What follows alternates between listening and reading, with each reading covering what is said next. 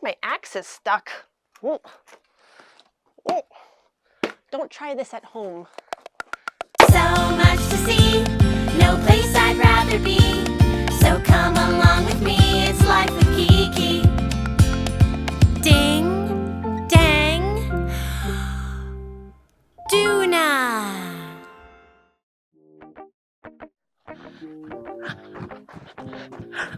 Hello, my friend, it's me, Kiki, and I am so glad to see you today because we are going to do something super duper exciting. We are going to be exploring historical buildings today. Do you know what that word means? Historical? It means these buildings are from a really long time ago, the olden days even, when people lived a lot differently than we do now. Today, we are going to learn about some of the ways these people lived over 100 years ago in buildings just like these. Holy ding dang Duna! And today, we're gonna explore this building behind me first. I am so excited to go inside. I can't wait any longer. Follow me! The first building we're gonna explore is this old house that was built over 100 years ago. That's a long time ago. That's way before I was born and you were born. Let's see what we can find.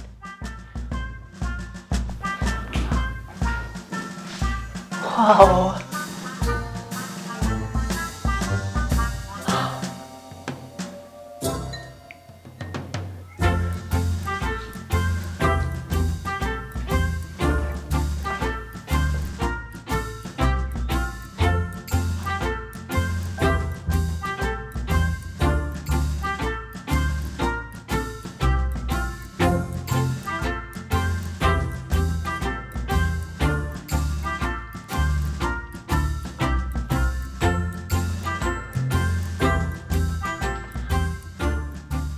This old house probably looks a lot different than your house, doesn't it? I don't think anyone's lived here for a really long time. Let's check upstairs.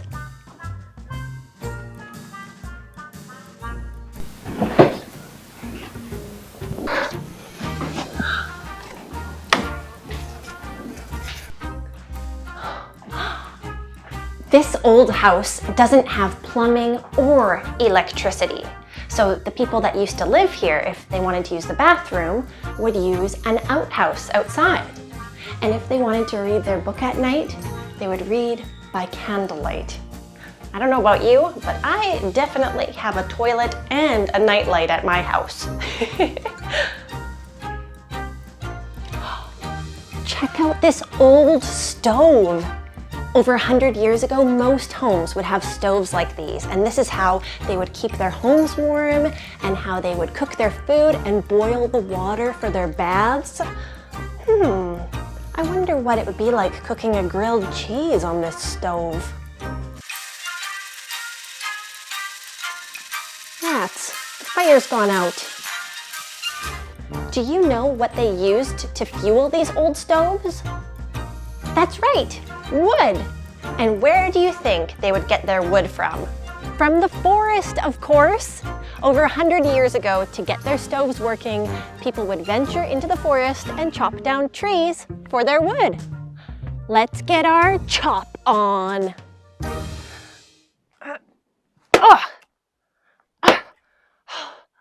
Chopping wood is hard work. Much harder than turning a dial on the thermostat or a switch on the stove. Oh, come on, big boy. All that chopping has got me nicky-nacky nude. While I rest my noodles, why don't we take a quick story break? Follow me. Welcome to Storytime with Kiki. Today, I am going to read you the story of The Little Farmer. Once upon a time, there was a village where many rich farmers lived. But there was one poor farmer in this village. They called him the Little Farmer. And he didn't have a cow. He didn't even have any money to buy a cow, this poor little farmer. Until one day, he got an idea. He said to his wife, I'm going to make a little calf out of wood and paint it brown so that it looks like all the other calves in the field. And one day, it might become a real cow. The wife listened to this and thought it was an absurd idea, but hey, it was worth a shot. And so the farmer built this little calf out of wood and painted it brown. And he sculpted it so that its neck was down and it looked like it was eating grass. And it looked very realistic. It even fooled his wife.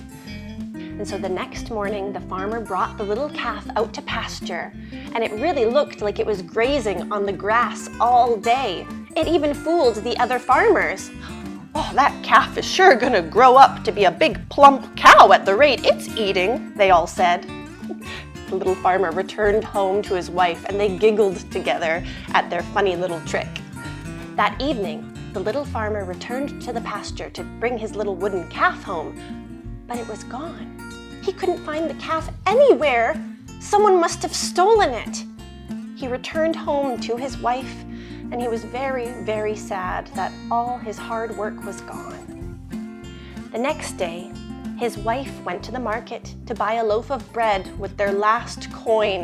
And when she was there, she saw a rich merchant wearing a silk robe, standing in front of a stall full of ornate items and antiques from around the world, gold pots and fancy rugs, and a wooden calf. She went up to him and she asked him where he found this wooden calf. My son found this wooden calf in the pasture the other day and brought him home because he suspected a rich customer might like to purchase it. She explained to him that that was actually her husband's calf, that he carved it with his own 2 hands, and he was so sad that he lost it because that was really their last chance to save the farm. The merchant listened and nodded his head and said, well, this wooden calf is going to fetch me a pretty penny at the market, but I'd be willing to trade you a real cow for this wooden calf. The wife couldn't believe her ears. A real cow? Of course she would take him up on that offer. And so later that afternoon, the merchant brought a real cow to their house. And it was the same shade of brown as that wooden calf. The farmer was so happy. His wooden calf actually turned into a cow. The merchant also handed over a big bag of gold to the little farmer and his wife. What's this money for? They asked. I ended up selling that wooden calf today in my market, and it didn't feel right to keep the money. You're the one who made that wooden calf after all. They thanked him profusely for his generosity. One more thing, the merchant said before he left. Do you think you could carve me more of those wooden cows? So many people wanted to buy it. The farmer couldn't believe his ears. A job? A job carving wooden calves? This was his lucky day. So he shook the merchant's hand. They had a deal. That little farmer was going to carve more wooden calves, and who knows, maybe they would turn into real cows too. The end. Welcome back, my friend. Here we have another really old building to explore, a building that would be very helpful to the little farmer now that he has cows of his own. Yep, it's a barn. Today it's just a home to some wood, but back in the olden days, this barn used to be home to pigs, chicken, and geese. If you listen closely, maybe we can still hear them.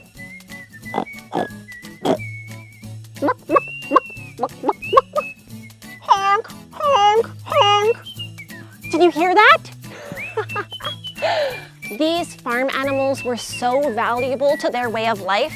They provided food, but also warmth. With only stoves to heat their homes, they would use the fur and the plumage or feathers from these animals to make blankets and clothing. Isn't that amazing? I think that is so resourceful.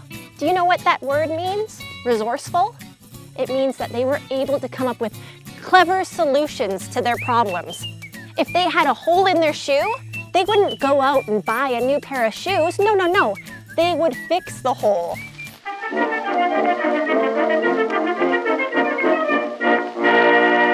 And if a fence was damaged on their property, they wouldn't buy a new fence. They would mend the fence with the tools that they had.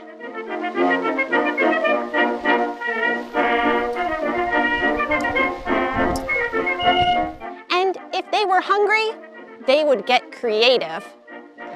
Cabbage soup again.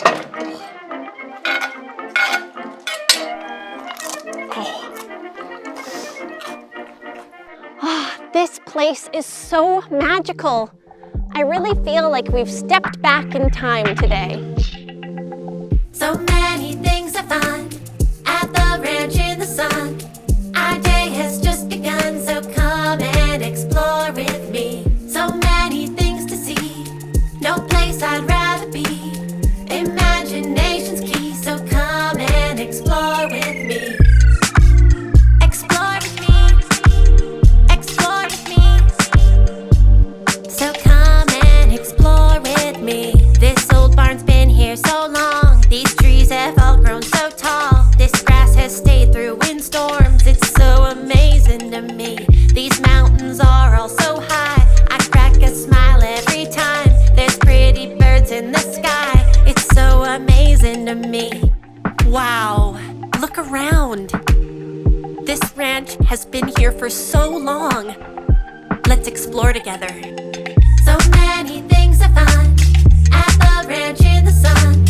Our day has just begun, so come and explore with me. So many things to see, no place I'd rather be. Imagination's key, so come and explore with me. Explore with me, explore with me. Come and explore with me. Our time in the olden days is almost done, but there is one more thing I want to show you, my friend. But it's not exactly historical. This ranch has swings!